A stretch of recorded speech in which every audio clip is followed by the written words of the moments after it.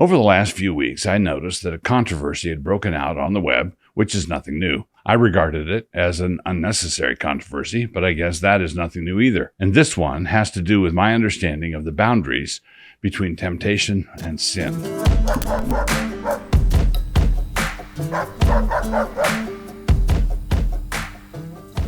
Introduction.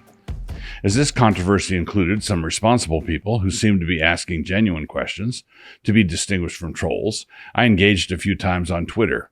But it rapidly became apparent to me that Twitter is an inadequate forum for a subject like this, and so I decided I needed to write a longer piece. And then I remembered that I have a blog. What do I mean, a subject like this?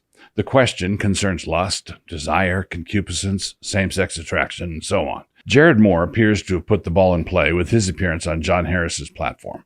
The section on me begins at the 41-minute mark, and the resultant questions this whole thing has raised with a number of folks appear to have feet. And what that means is a little bit more typing from me. Elites don't have to answer. In his interview with John Harris, Jared Moore said that I was one of the quote-unquote elites, and that I thought myself above interacting with lowly types like him. What I have to say to him about this, I say to all. I also have to say this frequently to correspondents when I finally get around to answering them. My inbox looks like the backroom closet of the crazy cat lady's house. At this time of writing, there are 247 emails in there, glaring at me malevolently with what some observers might call the evil eye, and you should see how many things are on the floor. I think that the reason the Lord doesn't let me get the number of unanswered emails below 100 is that I might become inordinately pleased with myself, and that could lead to a deadly form of spiritual pride. Elite, forsooth. It is not elitism to have your canoe gunnels under and one nostril above the water. Whatever this is, it isn't that. In a nutshell, this post is likely to turn into a beast, and so if you have somewhere you need to get to, you can just read this section. This section has the bottom line stuff.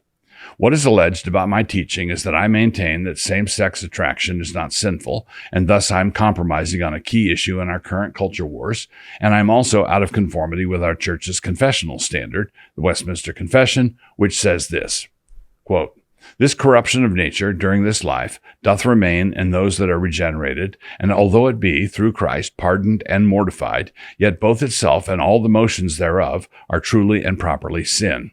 Westminster Confession of Faith 6:5. Now, I subscribe to the Westminster, and this statement is something I stoutly affirm. This is not one of the exceptions I have taken. But this affirmation is alleged to contradict the statement I made in the Q&A at Bloomington, where I said that there are homosexuals who are members in good standing at our church, and also to conflict with an answer I gave in my letter section a few weeks ago, which ran like this. Q. What are your beliefs on concupiscence, and specifically as it pertains to homosexuality? Noah. A.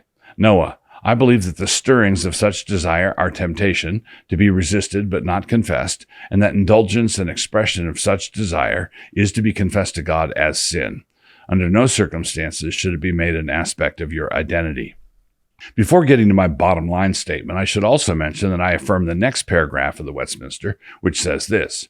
Every sin, both original and actual, being a transgression of the righteous law of God, and contrary thereunto, doth in its own nature bring guilt upon the sinner, whereby he is bound over to the wrath of God and curse of the law, and so made subject to death, with all miseries, spiritual, temporal, and eternal. Westminster Confession of Faith 6:6. So with that as the backdrop, here's a summary of my views on the subject, easily located in one place. I will go on to give more detailed comments on those views in the subsequent sections. Our corruption of nature is truly and properly sin, and this includes everyone, not just homosexuals. Apart from the imputation of Christ's righteousness, this corruption alone would be sufficient grounds for damnation. When I say that a Christian, a member, say, of Christ Church in good standing, has a homosexual orientation, I am not talking about his or her identity. No Christian's identity is ever to be found in any sin or corrupt trait, but rather in Christ alone. I would call someone homosexual if they've committed homosexual acts, or if they really wanted to, merely in the same way I would call a Christian a thief if he had shoplifted something. But thieving is not an identity, although it is part of the old man that must be mortified and put away. So the word orientation can legitimately be used simply to describe how a person is likely to be tempted this time tomorrow. The mere fact of this likely line of temptation is not sin, but the temptation does depend for some of its force on the corruption of nature, which is sin. But we must be careful here. There is an important distinction to be made between the word sin and the phrase a sin. Say that a Christian with homosexual vulnerabilities sees a pop-up ad that would take him to a homosexual porn site, and the moment it hits him, it looks good to him. The reason it looks good to him is because of the particular kink in his corruption of nature, which is sin. But if he immediately rejects the invitation within a second and walks away from it, then he has navigated the situation correctly without being guilty of a sin. He has gone through a temptation, but is not guilty of a sin. His corruption of nature is sin, but we do not have to confess our corruption of nature the same way we confess a particular sin. If we had to do that, every mother's son of us would be confessing our remaining sin, our corruption of nature, all the time, every day. Our corruption of nature is addressed through our justification, wherein Christ's righteousness is imputed to us, and it needs to be addressed that way. But it is not dealt with by us, treating it as though it were discrete sin. Christ was tempted in all points as we are, Hebrews 4:15, but with an important caveat. There are two things that we deal with that Christ did not have to deal with. We start with the corruption of our nature, which Christ did not have. This means, in this regard, he was in the same position that Adam was in when he first sinned. Secondly, there are certain sins that have prerequisites, meaning that you can't be tempted by them without an antecedent trail of sinning. So Christ was tempted with every basic human temptation, but not by the temptations that can only arise after a life of decadence. He was never tempted to murder anyone for drug money. That said, he felt the full force of the temptations that were thrown at him. They were in no way an academic or theoretical exercise. A blast from the past. In the paragraphs following this one, the remainder of this section is a blog post from December 2015. I include it to show that these concerns that are being raised depend upon a certain reading of snippets, taken out of context of my broader work on this subject, which has been extensive. The only thing I changed in what follows is some formatting, and I also put certain salient comments in bold. I am reprinting this to keep people from saying that I'm merely engaging in some fancy footwork because Jared Moore caught me being compromised and called me out. So, here it is. The subject of temptation, same-sex attraction, and sin is one that seems to call for ever more follow-ups. First, let us consider some questions with regard to temptation. If the stirrings of sin are themselves sinful, as I've been arguing, then how did Adam first sin? He was created perfect. As I was telling my theology class yesterday, this is a subject that would provide someone with a fine thesis topic.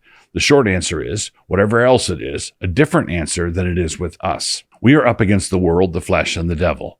Adam did not have to contend with the flesh, but he was up against the devil and a jury-rigged world. The world was not then fallen, but it could be presented as though it was. John tells us to love not the world, 1 John 2:15 and 16. And the things he tells us to reject were all present in the garden. The lust of the flesh, good for food, the lust of the eyes, pleasant to the eyes, and the pride of life, desired to make one wise. So then, Eve and Adam had the capacity to choose self over God, and the impetus for this were the external circumstances and an external tempter. We also know that an external tempter is not absolutely necessary in order to sin, because when the devil first sinned, if he was the first, then that was done without outside help.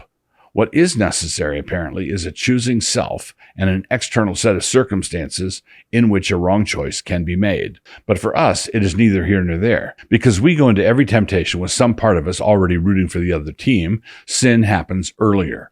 Compare when Adam reached for the forbidden fruit and when we reach for it. It is safe to say that we are in a state of sin sooner than he would be. We are halfway there sooner than he would be. Quote, "But every man is tempted when he is drawn away of his own lust and enticed. Then when lust hath conceived, it bringeth forth sin, and sin, when it is finished, bringeth forth death." James 1:14 and 15. The word rendered lust here is epithumia, strong desire. In Adam, that strong desire was not sinful in itself. In us, it is already compromised, given the nature of the case. When the desires involved have a creational center, as with sex, hunger, thirst, it is not sinful clean through, but our desires are nevertheless compromised. We find no fault with our created and material nature, but these created and material natures are fallen, and this affects how they operate. If God were to mark iniquities, who would stand? Psalm 130, verse 3. And all this is why Christians have a responsibility in three kinds of mortification. The following is an excerpt from a sermon I preached in 2009. In order to understand what Paul is teaching here, we have to sort something out first. He is describing a crucifixion, a death, a mortification. But this is not a concept that has only one application for the Christian life. First is the death of the old man, the old way of being human. This is equated with the overthrow of the rule and reign of sin, the dominion of sin. Romans 6:6, Galatians 5:24. The old man is dead. You don't have to keep killing him. This is something that is equally true of all who are genuine Christians. The second kind of mortification occurs in the lives of Christians who have stumbled or fallen, and significant sin has grown up in their life. This is what Paul addresses in his letter to the Colossians. Mortify your members which are on the earth, Colossians 3:5. These are not trifles, because he goes on to define them as fornication, uncleanness, etc. But he's talking to Christians who should have their affections set above, and the action he calls them to is a decisive action at a point in time. The third kind of mortification is daily for each of us. As John Owen once put it, a man should not think he makes any progress in godliness who walks not daily over the bellies of his lusts. We will see this just a few chapters from now. If he through the Spirit do mortify the deeds of the body, ye shall live. Romans 8:13. The verb here refers to an action that is continuous and ongoing. This mortification you will never get to walk away from on this side of glory. If you do, then you will be confronted with the duty mentioned to the Colossians. And I also said this: picture a weed patch, not cultivated at all. When the first mortification happens, God plows the weed patch under and makes it a garden. It is now a garden and not a weed patch. The old status is dead. The second mortification is what happens when that garden is untended for a week and you come back to find weeds in it that are up to your thigh. Uproot them, pull them out. That is the second kind of mortification. The third kind is what any good gardener will tell you about. Get out there every morning and pull up the weeds that are the size of your thumbnail. They will always be there. That is the third kind of mortification. So this should be our backdrop for all discussions of same-sex attraction. Where does this fit in? And what does it mean with regard to Christian leadership? There are two layers here. The first has to do with the connection between the sin committed and the genesis of that same sin in the desire of the heart. The Lord teaches this explicitly with regard to adultery. Matthew 5:28. God sees a man doing something and a man internally wanting to do it, giving himself over to the sin in the chambers of his mind. But that is not the only problem, and it is here that the evangelical world stumbles. We have the vice proper and the vice treasured in the heart, and I think that if we were to discuss that long enough, we could hammer out an agreement. The problem is not confession of our vices, but rather confession of what we assumed were our virtues. We have had this same problem for decades with regard to the ordination of women. Evangelicals are stuck with the texts that prohibit it, but have over time come to prize feminine characteristics in their leadership. This leaves us in the sorry position of having to exclude from leadership those who have the leadership qualities we most prize. The results have been pretty tragic, our own evangelical contribution to the long and sorry history of the third sex. We do draw the line and try to mortify certain things, but we are seeking to mortify the wrong things. Cutting to the chase, we mortify true masculinity in leadership. We reward softness. We are afraid of masculine leadership. For the time being, we insist on male leadership, but recoil from masculine leadership. One of the results is that our leadership ranks are starting to fill up with men who are attracted to men, but who promise not to do anything about it. So let me end with a thought experiment. Take 100 evangelical ministers who struggle with same-sex attraction. Let us suppose that we have a magic wand that would entirely remove every form of sexual immorality and all secret inclinations to it, but everything else remained the same. All the ministerial quote-unquote virtues they seek to cultivate in themselves remain. Most of those 100 ministries, not all of them, but most, would be spiritually intolerable. The temptation of Christ. Okay, back to the present day. This discussion is naturally gravitated to interaction over the nature of Christ's temptation. Obviously, since Christ was truly tempted, we cannot say that temptation simpliciter is sinful or a sin. But at the same time, we cannot say that the temptation of a sinless human being and a sinful one are identical, although we can say that there is significant overlap. We call them by the same name, for one thing, and the other is that Scripture tells us directly that this fact of shared temptation is something we have in common with the Lord Jesus. Quote, "For we have not an high priest which cannot be touched with the feeling of our infirmities, but was in all points tempted, like as we are, yet without sin." Hebrews 4:15. We are not just told that Jesus was tempted, we are told that he was tempted like as we are. The fact that the tempter makes his appeals to corrupted and fallen beings does not turn what Jesus went through into a different thing. He was tempted, and he was tempted in such a way as to feel the force of it.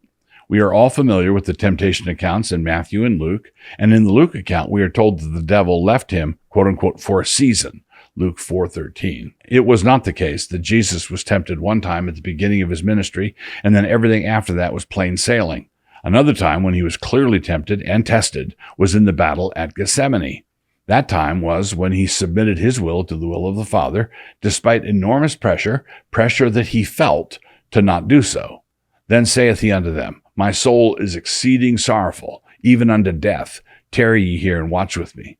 Matthew 26:38.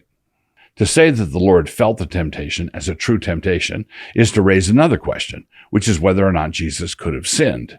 The question is posed on the basis of thinking that since it was clearly impossible, we should not consider it a true temptation, which means that we might think of him as just going through the motions. But think of it this way. Were the Lord's bones breakable? The answer is both yes and no. With regard to their nature, they certainly were. His body was like our bodies. But with regard to the plan and purpose of God, the answer is no. The Apostle John quotes Psalm 34 as referring to the crucifixion of Christ and to the fact that Christ was dead already when they came to break his legs, John 19:36. Now, were Christ's bones breakable? Yes and no. They were breakable in that they were made of the same substance as our bones are.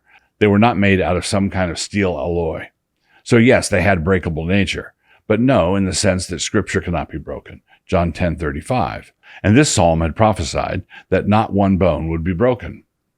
This is obviously comparable to the question whether Christ could have sinned. If he could not, then were the temptations he went through genuine temptations? If yes, then doesn't that unsettle everything in the universe? It is the same kind of thing that we see with his bones. Christ's human nature was such that sin was a possibility, and thus the temptations were genuine and were felt as such. But God, whose word cannot be broken, had promised through his prophets that Christ would resist all temptations perfectly, e.g., Isaiah 53:11. And thus it was not possible that Christ would fall to his genuine temptations. Christ could have sinned the same way that his bones could have been broken. Disordered affections. Now, what do I say to the rejoinder that same-sex temptations are inherently disordered? I would agree, but that doesn't keep them from being temptations. And if they are resisted temptations, the person concerned is doing well. If he is theologically informed, he also thanks God for the imputed righteousness of Christ, which directly addresses his corruption of nature, which makes that kind of temptation possible. For those who noticed that in my reply to Noah, I used the word stirrings in a sense different than I used it in the post from 2015, my reply would be, this is true. Sometimes the meaning of words depends upon context. Some individuals with same-sex attraction are that way because some sex ed instructor messed them up in junior high. Human sexuality really is pretty plastic, as the recent epidemic of youth trannies clearly indicates. But there are others who have the misfortune of having this attraction from a very young age, and it lies pretty close to the bone. That configuration of whatever it is in their nature is broken, busted, perverted, and truly and properly sinful. But if you tell them that they are defeated and already committing sin at the first sign of battle, you are giving them a counsel of black despair. There is an important difference between sinful and sinning. Every mature Christian knows that we all have to deal with the fact of our remaining sinfulness, embedded in our flesh. But it is oxymoronic to say that mature Christians are the ones who are sinning all the time. Suppose someone says that homosexual temptations are worse than heterosexual sins because they are disordered in ways that heterosexual temptations are not.